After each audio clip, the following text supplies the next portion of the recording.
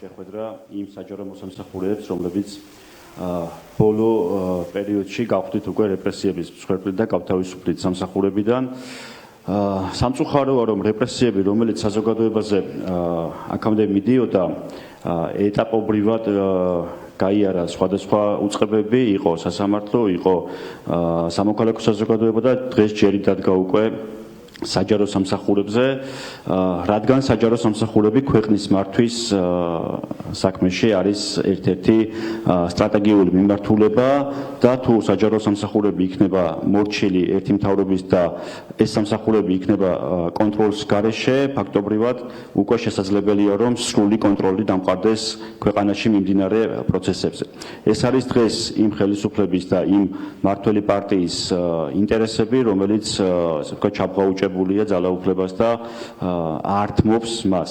დღეს ეს რეპრესიები იმაზე მწვავე და იმაზე ღრმა არის, ვიდრე ერთი შეხედვით ჩანს, განცხადება, პეტიციები, რომელიც გავრცელდა საზოგადოებაში, ეს იყო დაახლოებით 5000 ადამიანის მიერ ოფიციალურად ხელმოწერილი დოკუმენტები და 5000 ადამიანი დღეს არის წარმოუდგენელი საფრთხის წინაშე, ისინი გათავისუფლდებიან სამსახურებიდან, ნაწილი გათავისუფლდა, ნაწილი გათავისუფლდება მომავალში და გათავისუფლდებიან ისე, რომ მათ ფაქტობრივად საჯარო სამსახურებში უკან დაბრუნების საშუალება არ ექნება.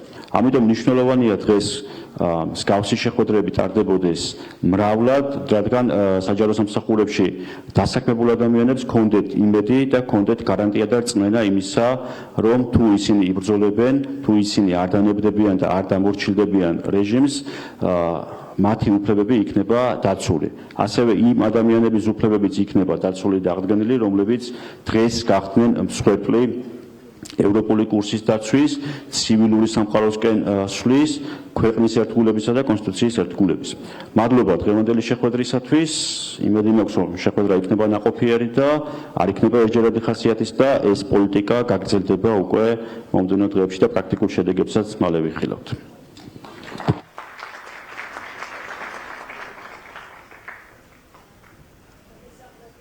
მადლობა მოწვევისთვის. ჩემთვის ცოტა უჩვეულოა დღევანდელი დღე, იმიტომ რომ მე წლებია ვსაუბრობ, რას ვაკეთებდი იმ უწყებაში, რომელშიც ძალიან დიდი ხანი წლები მნიშვნელოვან საქმეს ვემსახურებოდი ჩემ გუნდთან ერთად. მე გახლავართ ნინო ტყეშელაშვილი. ფსიქოლოგი პროფესიით, მუშაობდი 2009 წლიდან ჯერ სკოლაში, შემდეგ კი პენიტენციურ და პრობაციის სისტემაში, დავიწყე ფსიქოლოგად, შემდეგ კი 10 წლის განმავლობაში ვიყავი მსჯავრდებულთა და ყოფილ პატიმართა რესოციალიზაცია რეაბილიტაციის დეპარტამენტის ხელმძღვანელი.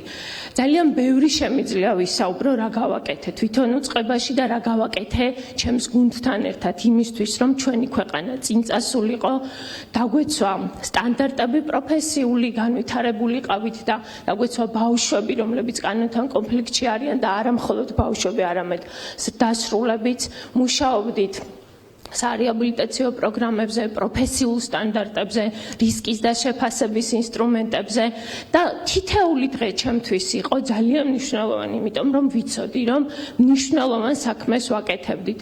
თუმცა დადგა ის დრო, როდესაც აუცილებლად უნდა დამეფიქსირებინე ჩემი ღია პოზიცია იმ ყველაფრის მიმართ, რაც ჩვენს ქვეყანაში ხდებოდა და სამწუხაროდ ჩემი ღიად დაფიქსირებული პოზიციის გამო.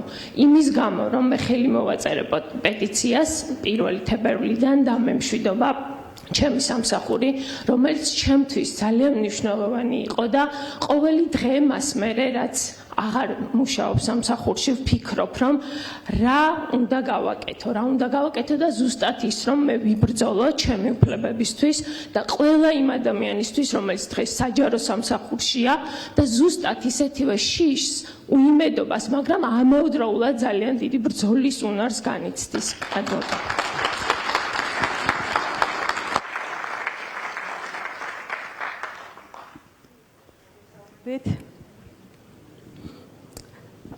დიდი მადლობა პირველ რიგში, რომ მომიწვიეთ.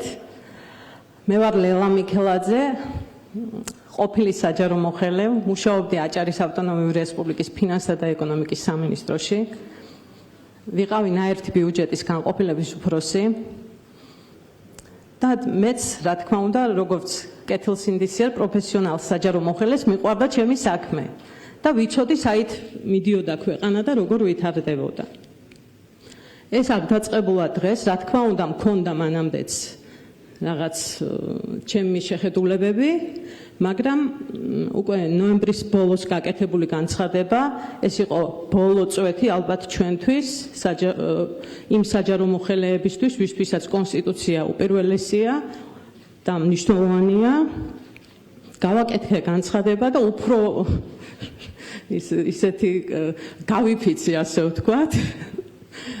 მაგრამ დავა დამიწყენ შრომის კოდექსით, ანუ დისციპლინურ გადაცდომაზე დაიწყენ წარმოება და მაშინ როცა მთელი ქვეყანა იშვენებდა 4 იანვარს 31 დეკემბრით დათარიღებული გათავისუფლების ბრძანება გამომიგზავნენ სახლში, როგორც საახალწლო საჩუქარი. რა თქმა უნდა, მეც ჩემი უფლებებისთვის ბოლომდე ვიბრძოლებ. წარმატებები მინდა ვუსურვო ყველა კეთილსინდისიერ და პროფესიონალ საჯარო მოხელეს.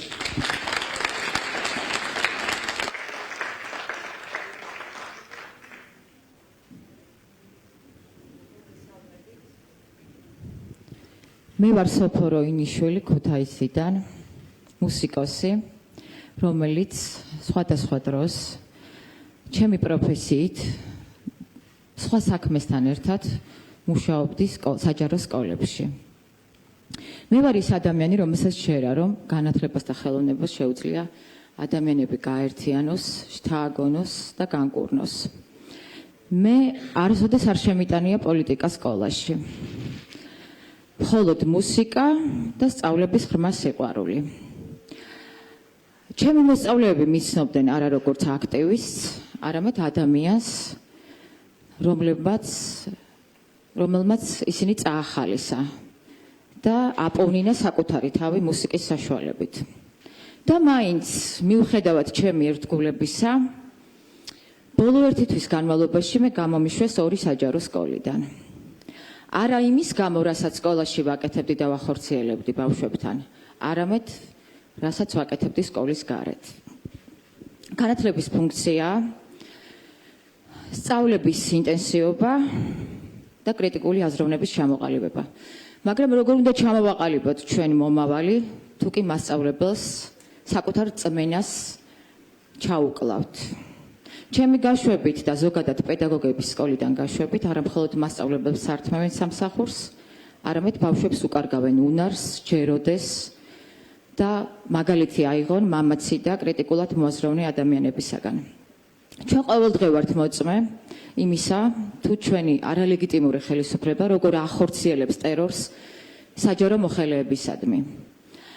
სარგებლობს იმით, რომ ქვეყანაში უკიდურესი გაჭირვების ფონზე ძალიან ბევრი ადამიანი თავს იკავებს, რომ ხმამაღლა თქვას თავისი სათქმელი, რომ არ დაკარგოს ერთადერთი საარსებო მინიმუმი. მე მინდა უთხრა მათ, რომ მეც ყავს შვილები, ყავს დედა, რომელიც ახლახან ჩამოვიდა ემიგრაციიდან, დემენციით დაავადებული. მე მესმის მათი ტკივილი, მაგრამ ჩემთვის უფრო მტკივნეულია იმის გააზრება, რომ მე ვცხოვრობ იმ ქვეყანაში, სადაც მხოლოდ ვსუნთქავ, ვარსებობ და არანაირი მომავლის პერსპექტივას ვერ ვხედავ საკუთარი განვითარების, ვერც საკუთარი შვილების მომავალს ვხედავ და ვერც მოხუცი მშობლების ღირსეულ სიბერეს. ადამიანი არ შეიძლება რომ მხოლოდ ერთი რაღაც გარკვეული წრის ირგვლივ ტრიალებდეს და მხოლოდ საკუთარი არსებობაზე ფიქრობდეს. იმიტომ რომ ეს იწვევს უიმედობის, უპერსპექტივების და მონური ფსიქოლოგიის ჩამოყალიბებას. მართალია მე გამიშვეს სამსახურიდან, დავკარგე სამსახურები, მაგრამ არ ვკარგავ რწმენას, განათლების, ხელოვნების და თავისუფალი გამოხატვის ბრძოლაში. ვიბრძოლებ, სანამ ყველა სინდისის პატიმარი არ იქნება თავისუფალი და ვიბრძოლებ, სანამ ჩემი ქვეყანა არ გათავისუფლდება ძირგამომპალი ბოლშევიკური რეჟიმისაგან.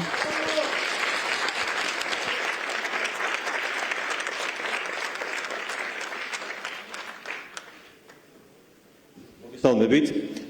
მე გახლავართ კარლო ცკიტიშვილი. ცოტა ხნის წინ ვიყავი შინაგან საქმეთა სამინისტროს, სასაზღვრო პოლიციის, სასხო წარმომადგენლობის და სადელიმიტაციო სადემარკაციო სამმართველოს უფროსი.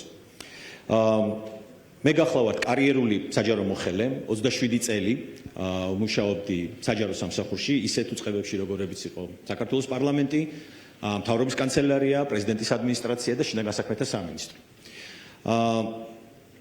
იანვრის ბოლოს მოხდა ისე, რომ გამოცხადდა ჩვენ უწყებაში რეორგანიზაცია, რომლის შედეგადაც მოხდა ჩემი გათავისუფლება დაკავებული თანამდებობიდან. რა თქმა უნდა, ისევე როგორც ყველა სხვა შემთხვევაში, არავის არ უხსენებია პოლიტიკური მიზეზები, თუმცა ნათელი იყო ის, რომ პოლიტიკური მიზეზები და პოლიტიკური შეხედულებები იყო ზუსტად ის მიზეზი, რის გამოც მოხდა ჩემი სამსახურიდან გათავისუფლება. ვინაიდან არ არსებობდა არანაირი ობიექტური მიზეზი იმისთვის, რომ ჩემი სამსახურიდან გაშვება მომხდარიყო, ყველაფერი გაკეთდა ისე, რომ ის სტრუქტურული ერთეული, რომელსაც მე ხელმძღვანელობდი, მთლიანად გაუქმდა. საბედნიეროდ ის ადამიანები, რომლებიც მუშაობდნენ ამ სტრუქტურულ ერთეულში, ამ სამმართველოში, ისინი გადაიყვანეს სხვა სამმართველოში და რეალურად ერთადერთი ვაკანტური თანამდებობა, ანუ ერთ-ერთი პოზიცია, რომელიც გაუქმდა ამ სამმართველოში, იყო ჩემი. მე ამითი ვფიქრობ, რომ ძალიან ნათელია, რომ ზუსტად ჩემი გაშვება სამსახურიდან იყო მიზეზი ამ ოპერაციის, მოდი ესე ვთქვათ. მე მინდა მივმართო საჯარო მოხელეებს, მოქმედ საჯარო მოხელეებს, რომ თქვენ ბრძანდებით ნებისმიერი სახელმწიფოს ხერხემალი. საჯარო მოხელეებზე დგას ნებისმიერი ხელისუფლება. თქვენ ცოდნაზე, თქვენ გამოცდილებაზე და თქვენ კომპეტენციაზე. და არავითარ შემთხვევაში არ უნდა დაუშვათ ის, რომ თქვენ გამოგაცალონ სახელმწიფოს და გამოგაცალონ სახელმწიფოს მშენებლობას. ერთსაც დავამატებდი, რომ ბრძოლას ყოველთვის აქვს აზრი. დიდი მადლობა.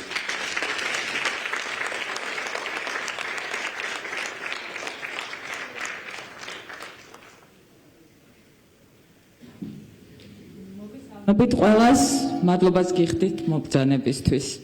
ჩემთვის და ალბათ ბევრი თქვენგანისთვის მარტივი არ არის რეპრესიების იმ ცეცხლში, რომელიც ყველა მიმართულებით გაგვიხსნა რეჟიმმა, კონკრეტულ საკითხებზე კონცენტრირება, მსჯელობა, მაგრამ ეს მნიშვნელოვანია და დღეს სწორედ ამიტომ ვართ აქ. ივანიშვილის რეჟიმისთვის საჯარო მოხელეები, პროფესიონალი, კეთილსინდისიერი საჯარო მოხელეები დღეს არიან განსაკუთრებული სამიზნეები. ეს ის საჯარო მოხელეები არიან, რომლებიც წლების მანძილზე ერთგულად ემსახურებოდნენ ხალხს და ქვეყანას. იცავდნენ ქვეყნის კონსტიტუციას. ეს ის საჯარო მოხელეები არიან, რომელთა დამსახურებით საქართველო წლების მანძილზე ევროინტეგრაციის გზაზე მოწინავე იყო. დღეს კი ჩვენ ვხედავთ, რომ რეჟიმი პირდაპირ სამიზნეები არიან ეს საჯარო მოხელეები. სწორედ მათთვის 28 ნოემბერი, ამ კეთილსინდისიერი საჯარო მოხელეებისთვის 28 ნოემბერი, როდესაც ქართულმა ოცნებამ ღია დეკლარირება გააკეთა ევროპული გზიდან გადახვევის, გახდა წითელი ხაზი. ისინი გამოვიდნენ და ღიად გააპროტესტეს. პასუხად კი მიიღეს ჯერ მუქარა, შემდეგ კი რეპრესიები. რეპრესიები, რომელიც დღესაც გრძელდება და დღეს გვყავს ასობით პოლიტიკური ნიშნით გათავისუფლებული საჯარო მოხელე. ჩვენ გვგრძნობთ პასუხისმგებლობას ამ საჯარო მოხელეების მიმართ და სწორედ ამიტომ დღეს წარმოგიდგენთ ჩვენს ხედვას ამ საჯარო მოხელეების მხარდაჭერის, გაძლიერების თაობაზე და ასევე წარმოგიდგენთ ამ საჯარო მოხელეების ჩართულობით საჯარო სამსახურის რეფორმის, შემუშავების და მისი განხორციელების აუცილებლობას. ეს პროცესი მოითხოვს ფართო ჩართულობას, ამიტომ ჩვენ ღია ვართ დისკუსიისთვის და ველით საინტერესო მოსაზრებებს თქვენგან. და კიდევ ერთი, ეს არ არის ერთჯერადი ღონისძიება, ჩვენი კოალიციისთვის ეს არის ერთ-ერთი მთავარი მიმართულება.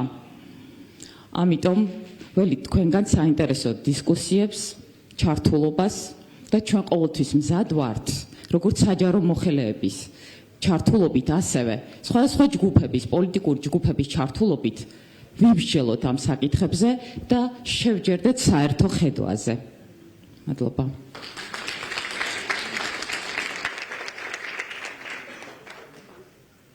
მოგესალმებით. ძალიან მარტივად.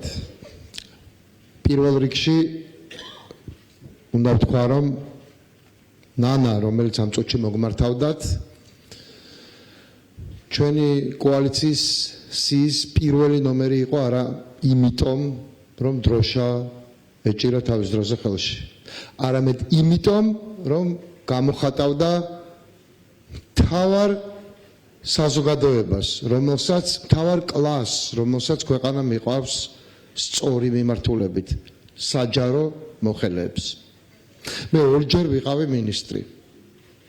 მე შემეძლო ამოცანების დასახვა, მაგრამ ამოცანებს ახორციელებდნენ საჯარო მოხელეები. მათ მიყავდათ ქვეყანა წინ. წყალნი წავლენ და წამოვლენ, ქვიშანი დარჩებიანო. წყალნი არიან მინისტრები, პრეზიდენტები, პრემიერ-მინისტრები, ნებისმიერი სხვა პოლიტიკური თანამდებობის პირები. მაგრამ ისინი, ვინცაც ქვეყანა მიყავს წინ სანტიმეტრებით, დეციმეტრებით, მეტრებით და კილომეტრებით არიან საჯარო მოხელეები, რომლებიც არ უნდა იცვლებოდნენ.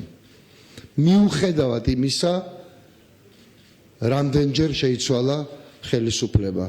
მიუხედავად იმისა, ვის მისცეს მათ ხმა და მათ უნდა შეეძლოთ ხმამაღლა იმის თქმა, ვის აძლევენ ხმას. ეს მათი პოლიტიკური გემოვნების ამბავია, მაგრამ ეს არ არის მათი სახელმწიფოებრივი არჩევანის ამბავი.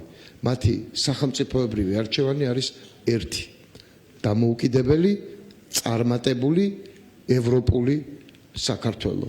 მათზე დგას ეს ქვეყანა. საჯარო მოხელეები არიან ქვეყნის ხერხემალი, არავინ სხვა. ამიტომ ჩვენ ერთ-ერთ მთავარ პრიორიტეტად და ნანა ზუსტად რომ ამის სიმბოლო იყო და გამოხატულება, ავირჩიეთ საჯარო მოხელეების დაცვა. მათთვის იმის დავალება კი არა, რომ ხმები ისე დაწერონ, როგორც დაავალებს ვინმე და მერე მაგიდის ქვეშ დაიმალონ სკოლის მასწავლებლები. არამედ სწორედ ისე, როგორც თქვენ ბრძანეთ, ბავშვების განვითარების მიზნით. ჩვენ გვაინტერესებს ადამიანები, ვისაც წინ მიყავს სახელმწიფო და არა ისინი, ვინც ასრულებენ პოლიტიკურ დავალებებს. მათ შორის ყოველთვის განსხვავებულ პოლიტიკურ დავალებებს, იმის მიხედვით განსხვავებულს, ვინ არის ხელისუფლებაში. საჯარო მოხელეები არ არიან სტერილურები თავისი პოლიტიკური მსოფლმხედველობით. ამას ვერავინ ვერ მოითხოვს, ყველას თავისი ხედვა აქვს. მაგრამ მათ აქვთ უფლება ეს ხედვა კონდეთ, მაგრამ მათ აქვთ ვალდებულება წინ მიყავდეთ ქვეყანა მიუხედავად თავისი პოლიტიკური ხედვისა. იმიტომ რომ მე ძალიან დიდი იმედი მაქვს, რომ ვინც არ უნდა მოდიოდეს ივანიშვილის რეჟიმის შემდეგ ამ ქვეყნის ხელისუფლებაში, ყველას ექნება მთავარი მაგისტრალური ხაზი. საქართველო ევროპაში, საქართველო დემოკრატიული, საქართველო ორიენტირებული ქართველ ერზე. ძალიან დიდი მადლობა იმისთვის, რომ აქ ხართ, დიდი მადლობა, რომ გვიზიარებთ თქვენს გამოცდილებას, რაც არ არის უსაფრთხო, მიუხედავად იმისა, რომ სამსახურებიდან უკვე გამოგიშვეს.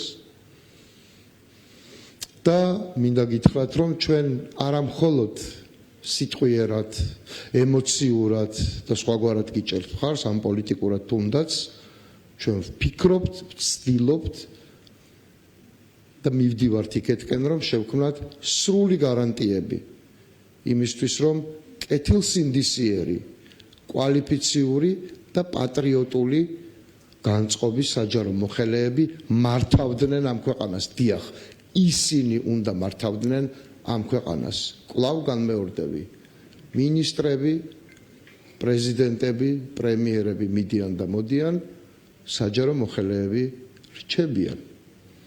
ეს არის ნებისმიერი ცივილიზებული საზოგადოების არჩევანი. ასე უნდა ვიყოთ ჩვენც. დიდი მადლობა გამბედაობისთვის და წარმატებებს გისურვებთ. ჩვენ ვეცდებით, რომ მაქსიმალურად დაგეხმაროთ ამაში.